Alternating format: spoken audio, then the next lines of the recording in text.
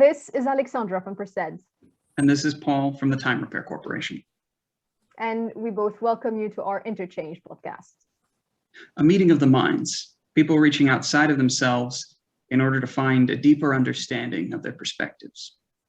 And it is through this coming together of perspectives that we wish to serve the divergent, the polymaths, the multidisciplinary thinkers, the non-conforming thinkers, the people we like to call angels of chaos. And we want to achieve that by inviting these troublemakers from around the globe and digging into their unique experiences and views. Views which we are bringing forth and supporting with models for personal, collective, and sustainable change. But there's something else about this. That's that we want to grow this conversation so that more people are able to weigh in and contribute to the practical creation of tomorrow. So reach out to us and let's do everything we can to really make this a borderless interchange. I want to thank you all for being here today, and I want to introduce our guest. So we're joined today by Ogechukwu Eneh, who is an amazing inspiration to me personally. I've been following her for probably over a year now through some of the things she's been doing through LinkedIn. She's been politically active here in Finland. She is hosting a group called Africans in Finland, and she is pushing forward in terms of equality, in terms of not just racial equality, but also gender equality. And I am doing everything I can to work with her in a couple of other projects, including one that we call GATE, which is specifically focused on pushing forward gender equality in education. So please join me in welcoming Ogechukwu, or Oge, and let's go ahead and jump right into things. I have a question for you, Oge, to get things started. I wanted to know, because of course, we've got these lenses of gender, race, and nationality. How do you feel that those things have impacted your personal, academic, and professional path? Yeah, thank you very much for the question. Actually, it's very interesting because being an African Finnish person, and at the same time being actually a single mother, and coming to the Nordics country, where people don't know very much about Africa and the strength of an African woman. So it hasn't been very easy, but the journey has been very exciting because I have learned so many things. And I believe that when it gets more challenging, that's when you get more insight. I agree. The bigger the challenge, the more compelling the story. And I think we also learn a lot through challenge. So perhaps we can follow up on that and ask you maybe to share one or two challenges in particular that you went through and that you successfully managed to overcome. And that could potentially be an inspiration to the ones who are listening to us and to perhaps motivate them to meet those same challenges and overcome them. Good. So I would like to talk about my journey to my career. So I came to Finland in 1985 to study education. And among all the African women who have gone through the universities in Finland and also through other higher educations, I would say that I am one of the persons who do white collar job. And I mean that I have an office where I get into my office and I have one big room for myself to do my work. And before I could get into that position, I would like to say that when I got my master's degree from the university, I started to make publications on social medias. I started to do voluntary work. I started to prove that I can use my studies to solve everyday problems and challenges in Finland. And being that in Finland, a lot of people don't have everyday experience with Black African women. So when I started speaking out and started helping and started writing and then being active using the education that I got, so I realized that a lot of challenges were being sorted out. And then I started getting a lot of consulting jobs and speaker. I was invited to different seminars to come and speak about experiences. So that was actually how I finally bagged for myself a position at work. I love that, how speaking up is a bridge to doing some great things. A lot of times when we find ourselves in a situation of uncertainty or of great challenge, we try to, go back within and try to sort things within. But then you're showing us that instead of going within, you have to go outside and you have to speak up. You have to speak about the things that matter. And that will bring the things that matter to you. I don't know if it made sense. There was a repetition of "to you" at the end, but I think you got the picture. Paul, I feel you have something to say. I've always got something to say, but I wanted to point out for our viewers who might not know that much about Finland, that when Oge arrived here, this was before most people in Finland had ever even really seen anyone of color. There just wasn't a lot of representation, and so she's been effectively going through this journey from that point through the waves of Somalians who came in the 80s and 90s, and up to our current atmosphere in Finland. So she's been able to see a lot of changes politically, a lot of changes just in the social landscape, and I think that's part of why she's specifically been a bit of an inspiration to me as a foreigner here in Finland, because she's been able to not only see all of this, but also sort of actively become not just a participant, but actually a political player as well.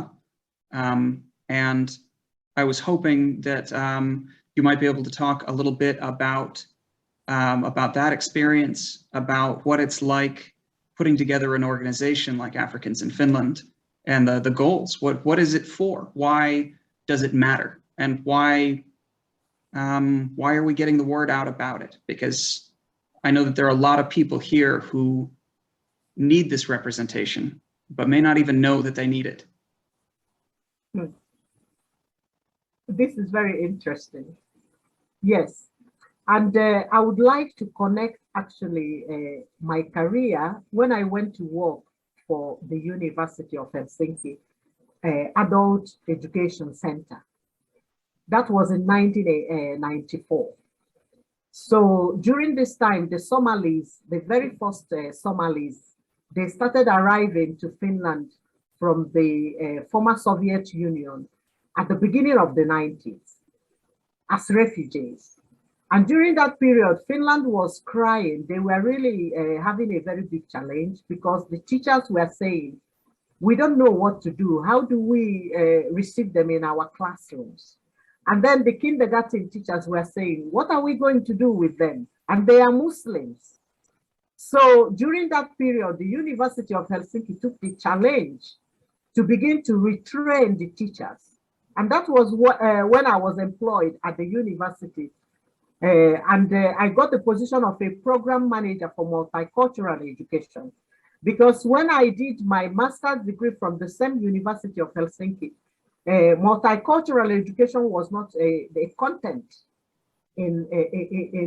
as part of the curriculum of the university because they didn't have that challenge. So I went to work in the Institute of Continuing Education of the Helsinki University. They actually invested a lot in my life. So they sent me to Manchester to go to learn from Manchester University how the surroundings in Manchester had sorted the problems. So it meant that the University of Helsinki had a joint collaboration with Manchester University. So many professors from there came to, on the invitation of the university, to retrain the Finnish teachers, Finnish kindergarten teachers, Finnish nurses. And I was part of this project.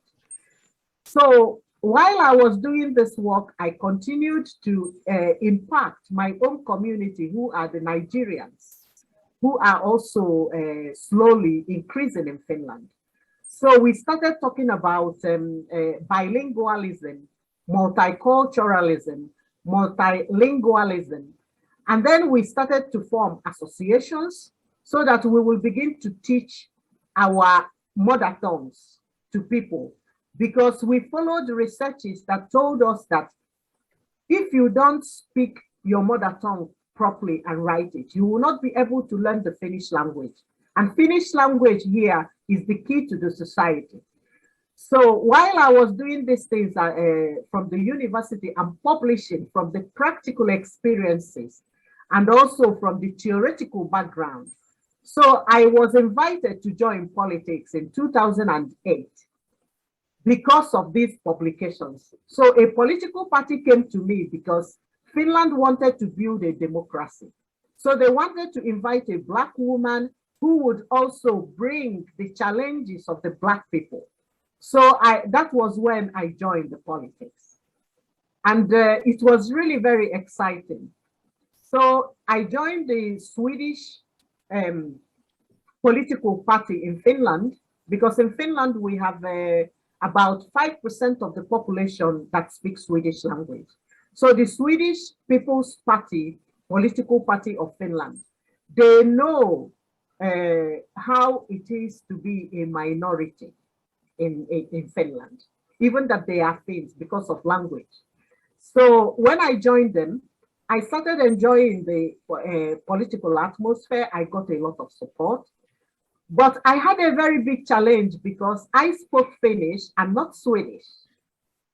So when I started to really get interested in power and how to use power, I had to negotiate with my political party, the Swedish People's Party, that I would like to join a national coalition party, the Kokoomus, where they spoke Finnish.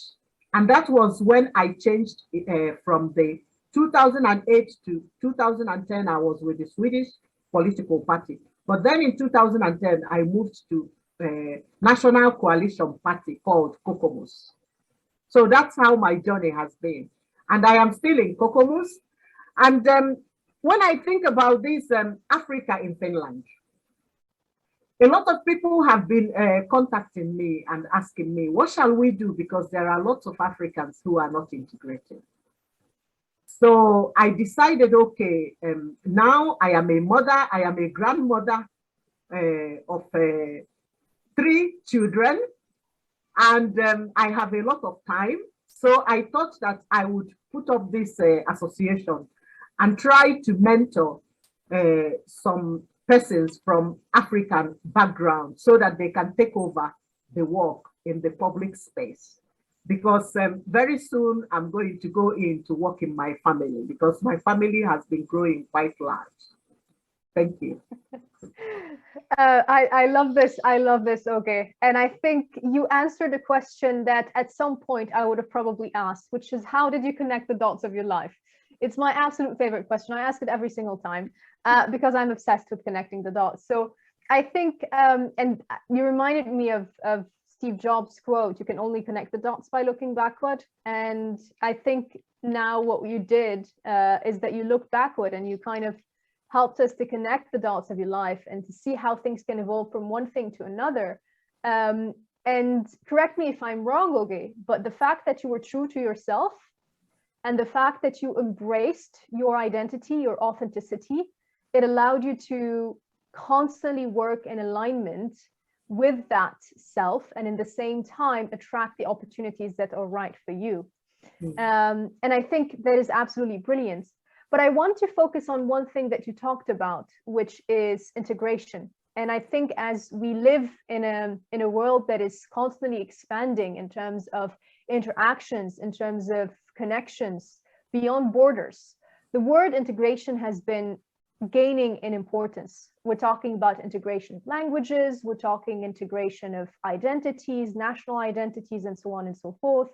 Then we have the more controversial terms like ethnicity and religion and so on and so forth.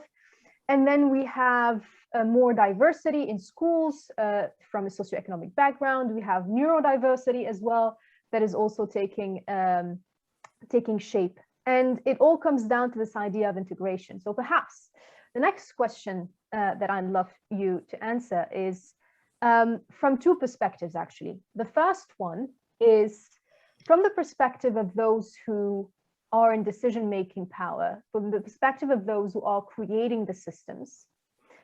How can we design a space that naturally allows for integration?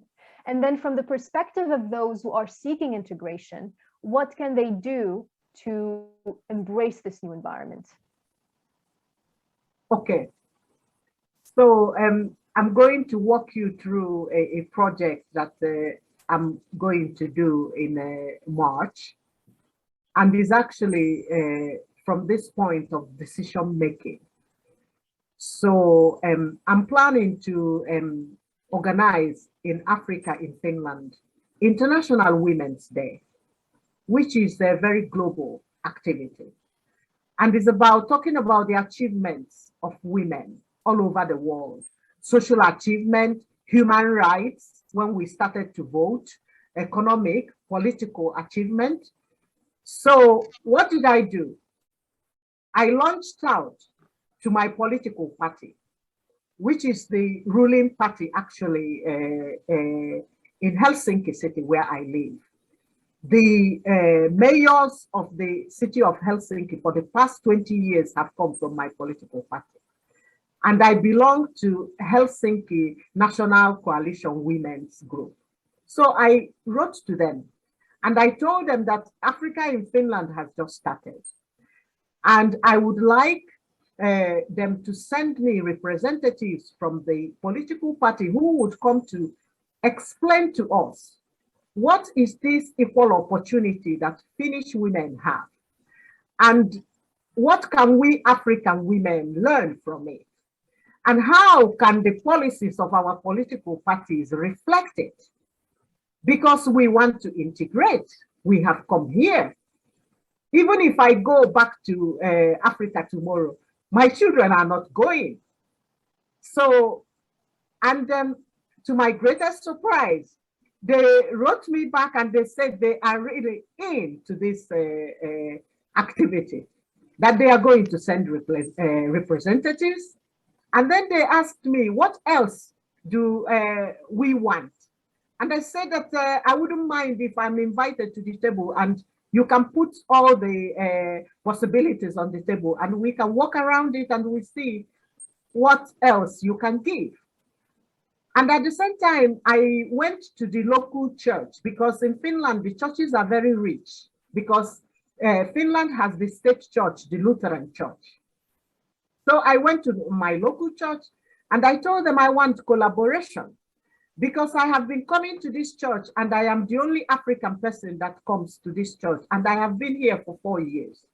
So I told them we need the hall because we have very big hall. One fits 350 people and the other hall fits 100 people. So I said, we want to use this hall that fits 100 people to celebrate International Women's Day for African women and Finnish women. So I would like you to announce in the church that we will have this party. It's not going to have any religious form because we are not, our association is not about religion.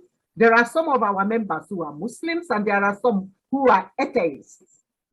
So we just want to rent your hall and then we want you to bring some members of your participating members of the board of the church to speak to us. What is the role of the church in integrating Africans in Finland? We want to hear.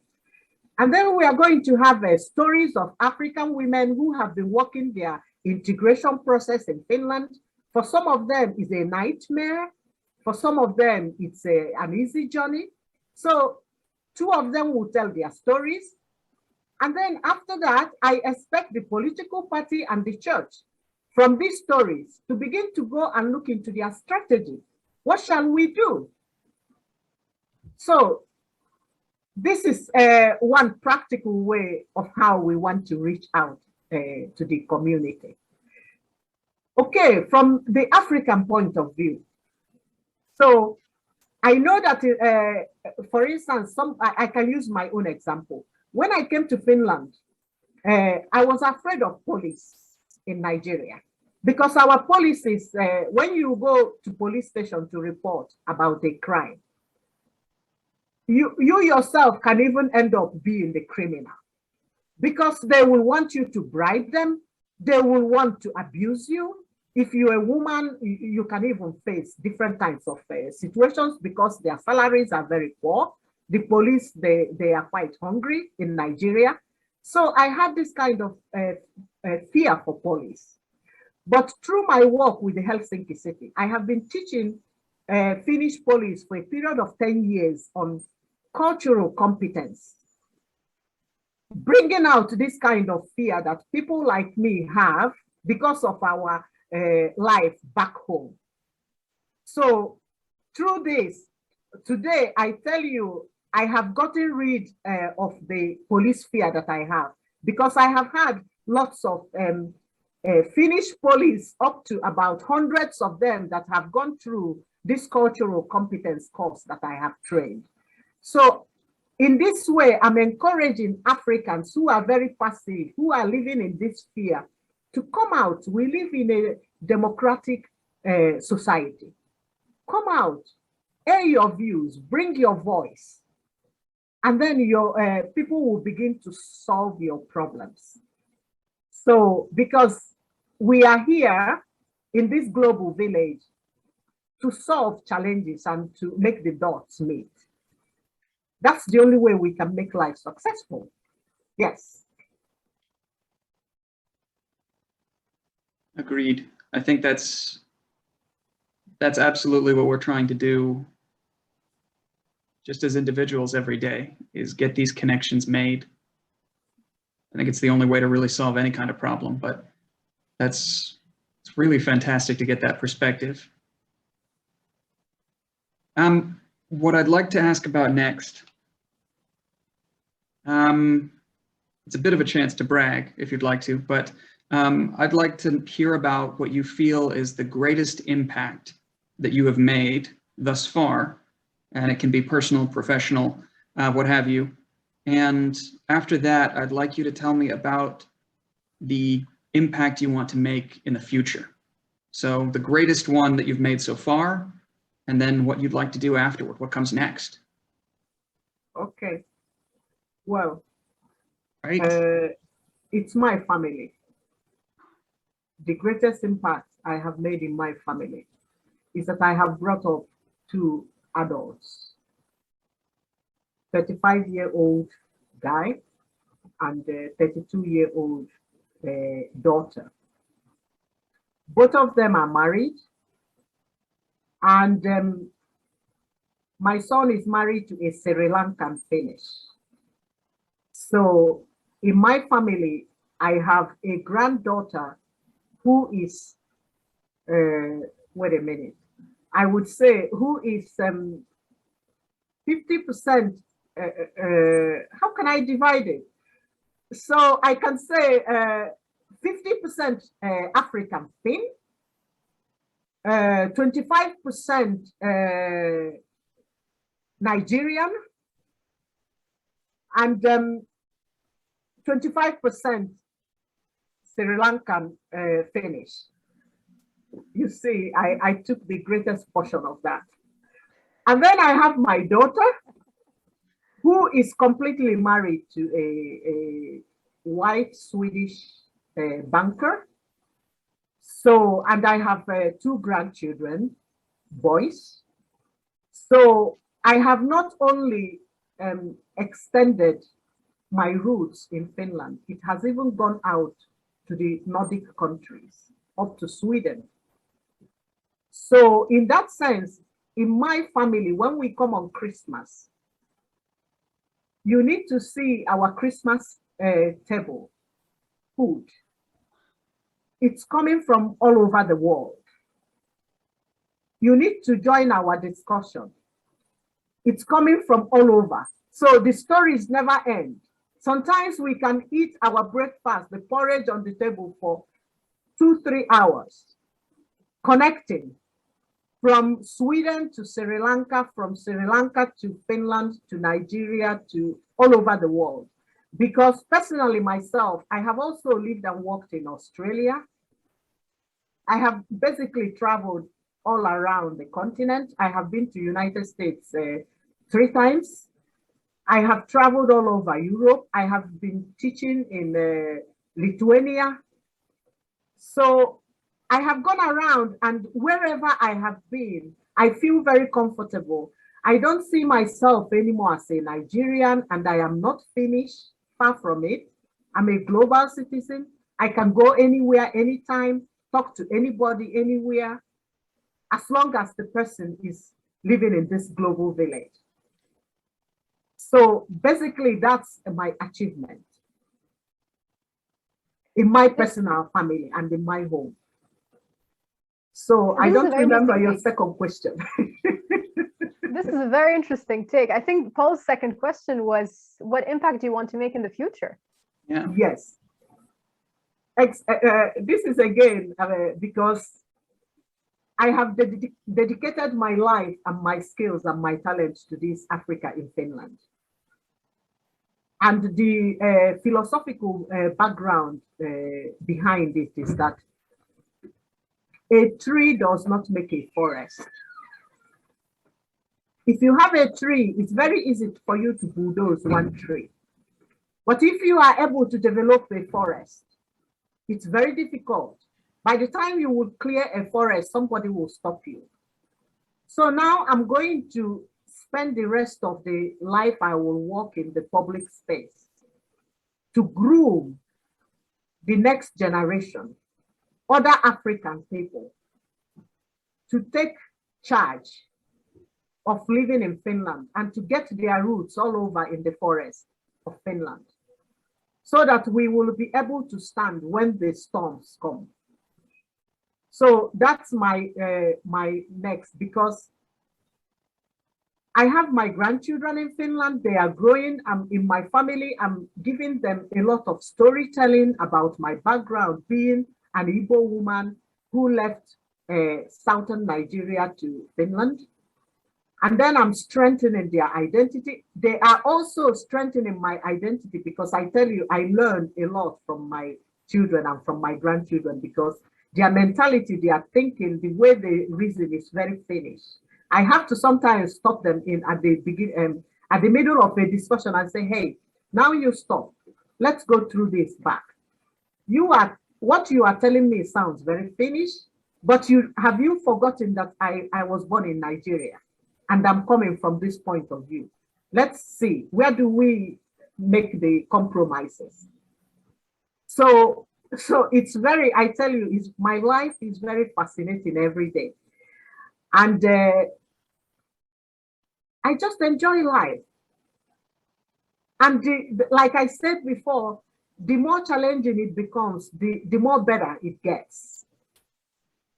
Because after you have again found the insights, then you move ahead. So it's very exciting.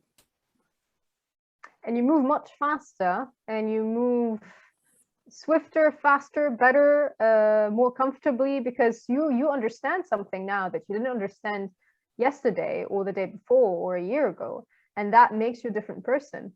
Your family dinners must be really interesting with this coming together of all those different perspectives. And I completely understand what you're saying, because so I'm based in London. Mm-hmm. A month and 3 days ago, I was in Lebanon. Mm-hmm. And my family members are scattered all around the world. So I have a cousin who's in the US. 2 in France, 1 in Mauritius. My uncle lived for 30, 40 years in Egypt. And so every time when we have the chance to actually gather as a family, it's just this coming together of all those different experiences and insights and perspectives, much like the Interchange podcast, actually. And this idea of having this diversity, this richness, it brings so much content, so much value, so much richness, texture to our individual experiences. And it does make us a better person because, as you said, wherever you go in the world, you understand the language because you're used to speaking different languages, not just from a language perspective, but ways of thinking, patterns, backgrounds, and so on and so forth. And they all come together in order to build those bridges with different individuals, with different people. And I think this is something that we need a lot in the 21st century as we move forward. Now, a very important question based on your experiences and your pathway, as you have made so many radical changes in your life and accepted inspiring opportunities to move forward and inspire other people.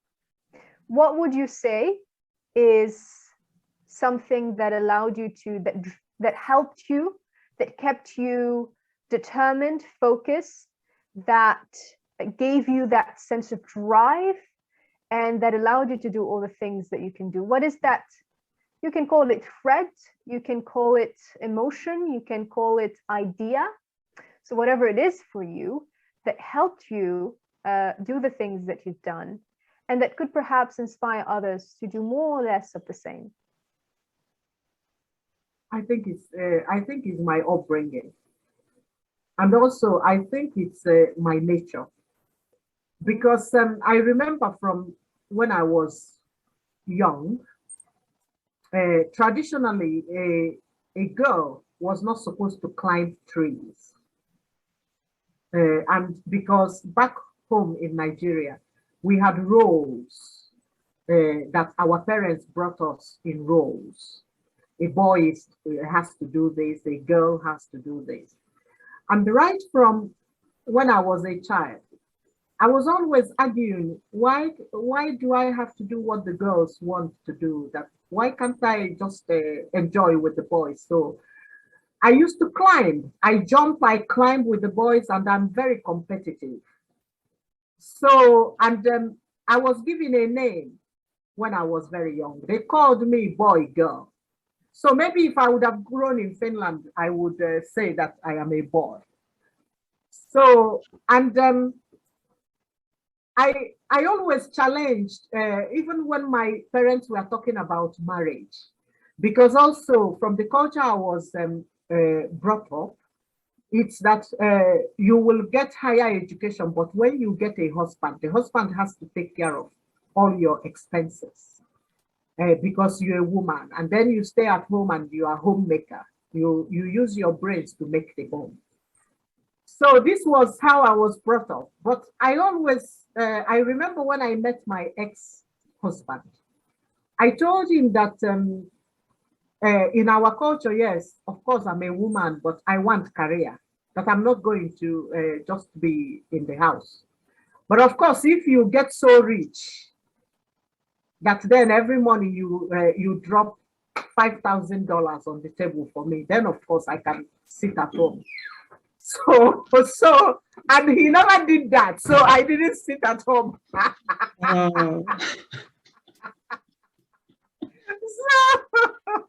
So I think it's my upbringing, because when my father, who worked with the British colonial masters when they colonized Nigeria with the 3 R's, English, arithmetic, and writing. So when they came into Nigeria, they needed somebody to translate from English to Igbo, which is my mother tongue. And my father was one of those smart young men who worked with them. So my father learned also how to colonize himself. So we were all brought up in that kind of independence. So we were brought up in my family that you don't have to be symbiotic. If you want something, you have to get it through your pen. So when you go to school, you listen to your lecturers, and then you can only be doctors and lawyers and engineers, you know, in those days, because I'm 60 years old now. So my parents' education, they told us that if you want to be free from all bondages, you just get literate, and then you fight your battle. So that's what has helped me. But one point I still want to make is that at this time, I'm also connecting with a lot of academia from Nigerian background that are in diaspora.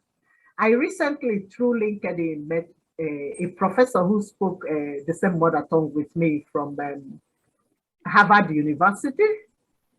And he has connections, because as you are getting older, you want to give back to your country.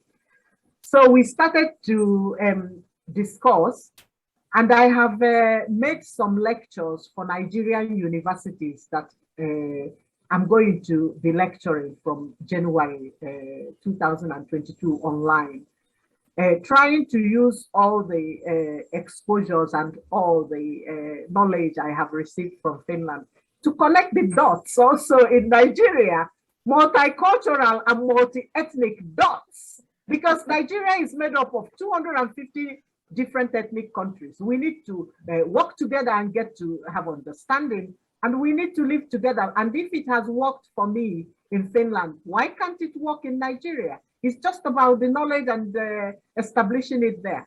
And I remember when I had a session with this professor, he was amazed. He told me, you know what?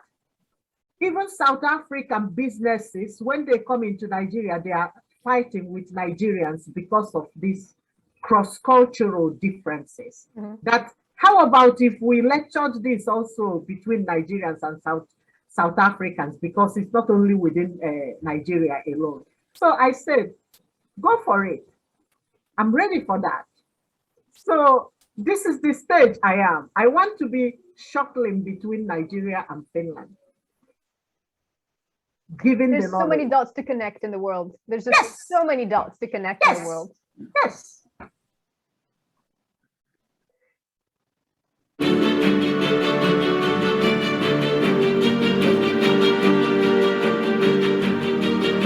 Wonderful, wonderful. This is what interchange is about. Makes me really happy to be just a major part of this.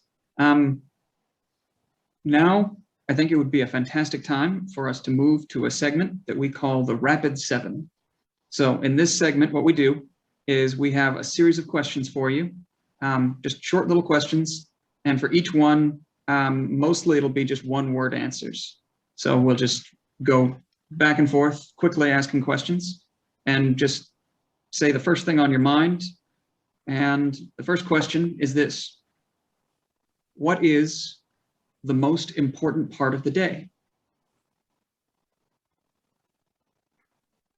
6:30 in the morning. Oh. Well, I think you don't like that. That's too much for me, but. Okay, next question. You have to pick one. Globalization or localism? Globalization. All right. How would you describe the future in one word?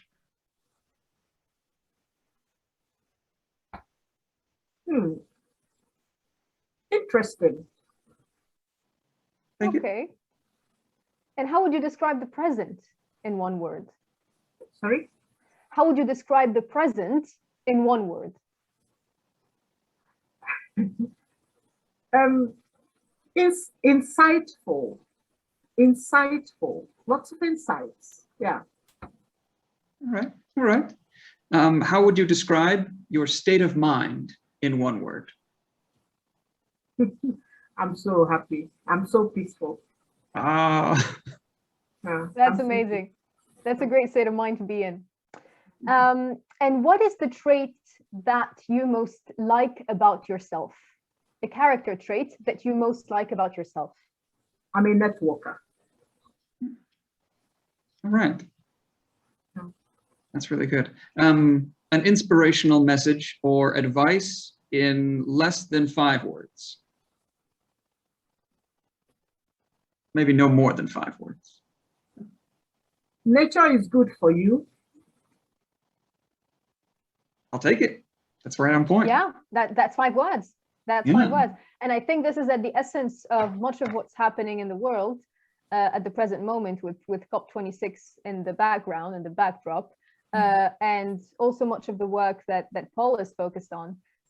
Nature and sustainability are things that we cannot deny moving forward because there's so much at stake. In the same way that multiculturalism is not something that we could deny because it's just a fact. It's not that we're aiming to go in that direction. It's just there, but we need to learn how to work around it and how to work within it.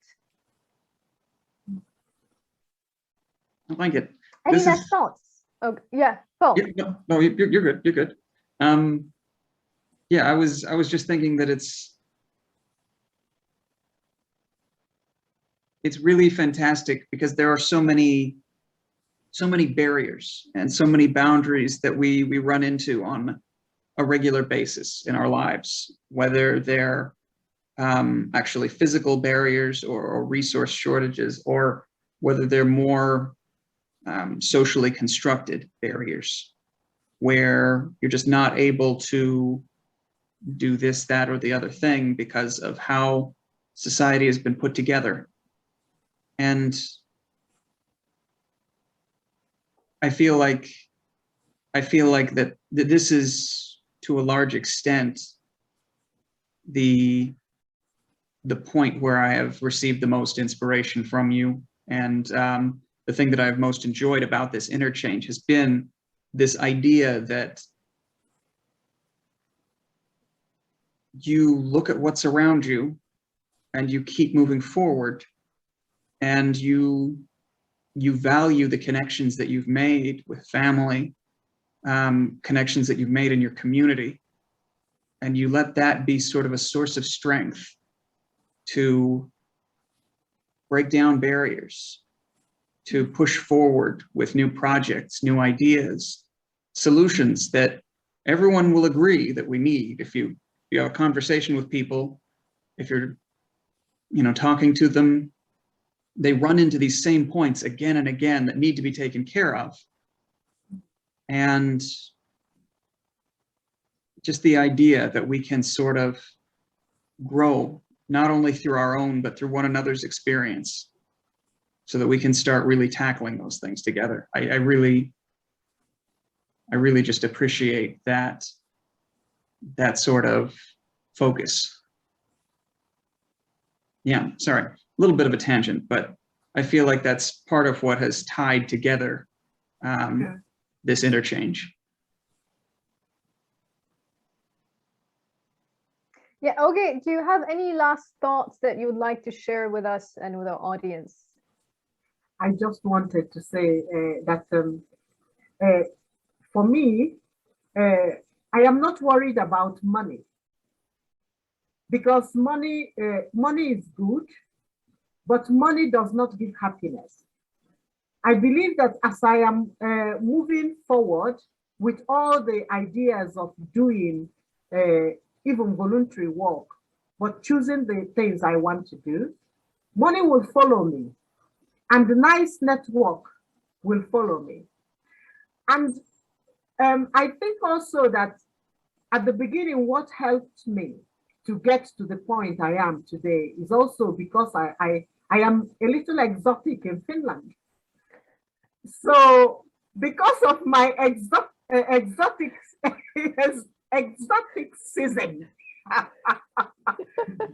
so some people will just want to come to, talk with me and conclude their stereotypes.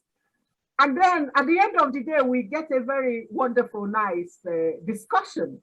And then we decide to exchange our contacts, and it goes from there. So I have met lots of people, and sincerely talking, all my favorite, very close friends, and I have quite a lot of friends, and many of my friends have different purpose they serve for me. I have met them from my public work. Yeah. And I have grown with many of them also for over 20 years, some of them even for over 25 years. So it's really, I think it's my gift. You know what I love about this? Yeah. Is that, and this is something that I often tell the people I work with, especially the young individuals who are going through changes in their life, or they want to reinvent themselves, or they're not sure how to tap into their potential, is that if you want to achieve something, if you want to grow and improve, use your difference. Use what makes you different. Use what makes you unique. Know your unique value proposition. Dig deep within you. Understand what it's about, and then frame it and present it out there to the world. It's true that in the past, standardization was something. Yeah, you love that. Yeah, that's strong. That standardization has been a large part of the industrial economy and everything that comes with it. But things are changing. And now that people have access to so many different ways to express themselves, it is more important than ever to embrace our unique identities, to embrace our differences. And when we stay true to that, we are happier. We attract all the things that we want. People can sense our passion. People can sense the passion, the value that you're offering. And because you situate yourself, and from a purely business branding perspective, this is a sweet spot. You're situating yourself in a sweet spot because you're different, because no one else has the same things that you have. No one else can offer the same things that you can offer. And I think this can be inspiring in more than one way, not just obviously for Africans in Finland, but also for individuals who are different in so many different ways, and who just need to tap into that uniqueness and share it with the world. It's difficult. It's not easy, but it's so rewarding. So rewarding. And this has been a very rewarding conversation. So personally, I really want to thank you, Oge, for your time, for your insights, for sharing the challenges that brought those insights together, and for connecting the dots. Paul, do you have anything to say to wrap up this insightful conversation? Not a thing. I think everybody's already said just what needed to be said. So on behalf of the Time Repair Corporation, I want to thank you guys for tuning into the podcast. I want to thank Oge again for being here. And so thank you guys, and see you again next time.